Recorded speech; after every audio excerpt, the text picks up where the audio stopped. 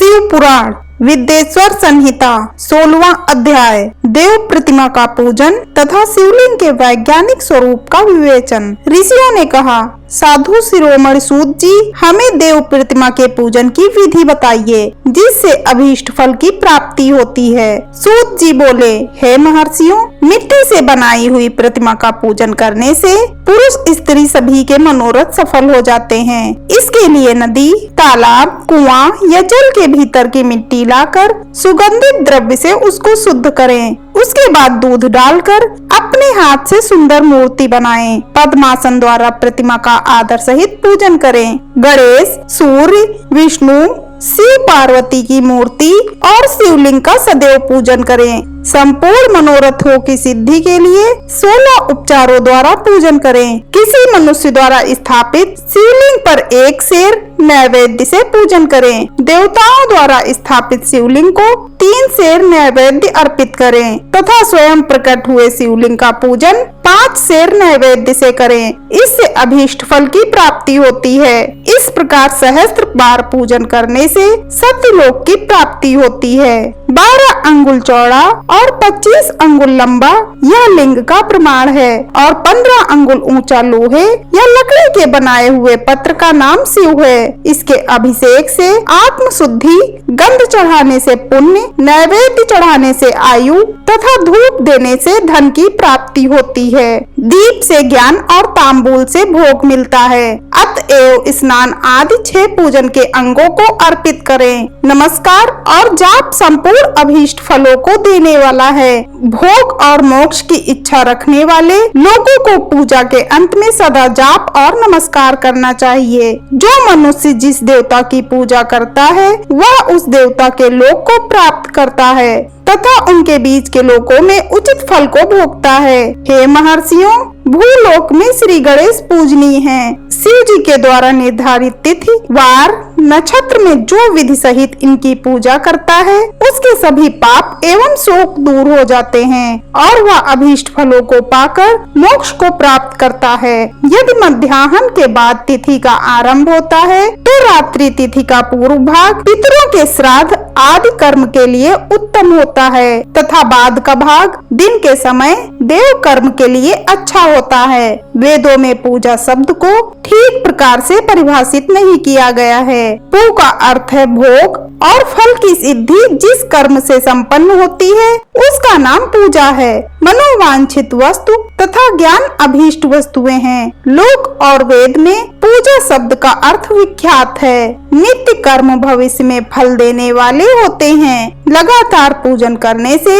शुभ कामनाओं की पूर्ति होती है तथा पापों का क्षय होता है। इसी प्रकार श्री विष्णु भगवान तथा अन्य देवताओं की पूजा उन देवताओं के वार, तिथि, नक्षत्र को ध्यान में रखते हुए तथा 16 उपचारों से पूजन एवं भजन करने से अभीष्ट फल की प्राप्ति होती है। शिव सभी मनोरथों को पूर्ण करने वाले हैं। महा आद्रा नक्षत्र अर्थात माघ कृष्णा चतुर्दशी को शिव जी का पूजन करने से आयु की वृद्धि होती है।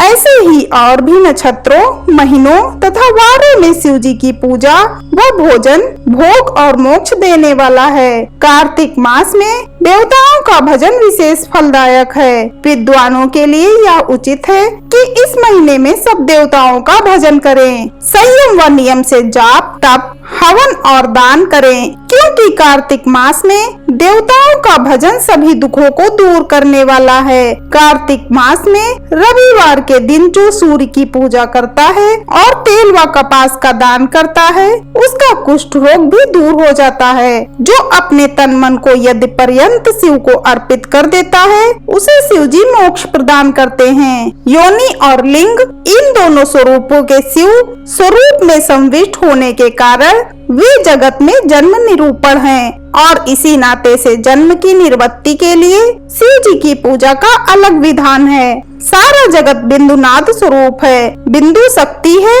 और नाद शिव, इसीलिए सारा जगत शिव शक्ति स्वरूप ही है। नाद बिंदु का और बिंदु इस जगत का आधार है। आधार में ही आधेय का समावेश अथवा लय होता है। यही सकलीकरण है। इस सकलीकरण की स्थिति में सृष्टि काल में जगत का आरंभ हुआ है।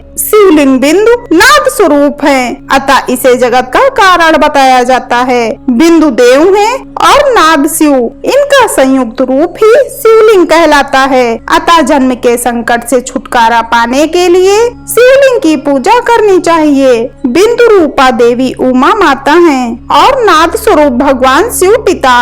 इन माता पिता के पूजित होने से परमानंद की प्राप्ति होती है। देवी उमा जगत की माता है और शिव जगत के पिता। जो इनकी सेवा करता है उस पुत्र पर इनकी कृपा नित्य बढ़ती रहती है। वह पूजक पर कृपा कर उसे अपना आंतरिक ऐश्वर्य प्रदान करते हैं। अतः शिवलिंग को माता पिता का स्वरूप मानकर पूजा करने से आंतरिक आनंद की प्राप्ति होती है। भर्ग शिव पुरुष रूप हैं और भर्गा शक्ति प्रकृत कहलाती हैं। पुरुष आदि गर्भ है क्योंकि वही प्रकृति के जनक हैं। प्रकृति में मनुष्य का संयोग होने से होने वाला जन्म उसका प्रथम जन्म कहलाता है। जीव पुरुष में बारंबार जन्म और मृत्यु को प्राप्त होता है। माया द्वारा प्रकट किया जाना ही उसका जन्म कहलाता है। जीव का शरीर जन्म काल से ही 6 विकारों से युक्त होता है, इसीलिए इसे जीव की संज्ञा दी गई है। जन्म लेकर जो प्राणी विभिन्न पासों अर्थात बंधनों में पड़ता है वह जीव है। जीव वस्तुता के पास से जितना छूटने का प्रयास करता है उसमें उतना ही उलझता जाता है। कोई भी साधन जीव को जन्म मृत्यु के चक्र से मुक्त नहीं कर पाते। शिव के अनुग्रह से ही महामाया का प्रसाद जीव को प्राप्त होता है और मुक्ति मार्ग पर अग्रसर होता है। जन्म मृत्यु के बंधन से मुक्त होने के लिए श्रद्धा पूर्वक शिवलिंग का पूजन करना चाहिए। गाय के दूध, दही और घी को शहद और शक्कर के साथ मिलाकर पंचामृत तैयार करें और इन्हें अलग अलग भी रखें। पंचामृत से शिवलिंग का अभिषेक व स्नान करें। दूध व अन्न मिलाकर नैवेद्य तैयार कर प्रणव मंत्र का जाप करते हुए उसे भगवान शिव को अर्पित कर दें। प्रणव को ध्वनि लिंग, स्वयंभू लिंग और नाद स्वरूप होने के कारण नादलिंग तथा बिंदु स्वरूप होने के कारण बिंदु लिंग के रूप में प्रसिद्धि प्राप्त है। अचल रूप में प्रतिष्ठित शिवलिंग को मकार स्वरूप माना जाता है, इसीलिए वह मकार लिंग कहलाता है। सवारी निकालने में उकार लिंग का उपयोग होता है। पूजा की दीक्षा देने वाले गुरु आचार्य विग्रह आकार का प्रतीक होने से आकार लिंग के 6 भेद हैं। इनकी नित्य पूजा करने से साधक जीवन मुक्त हो जाता है। ओम नमः शिवाय।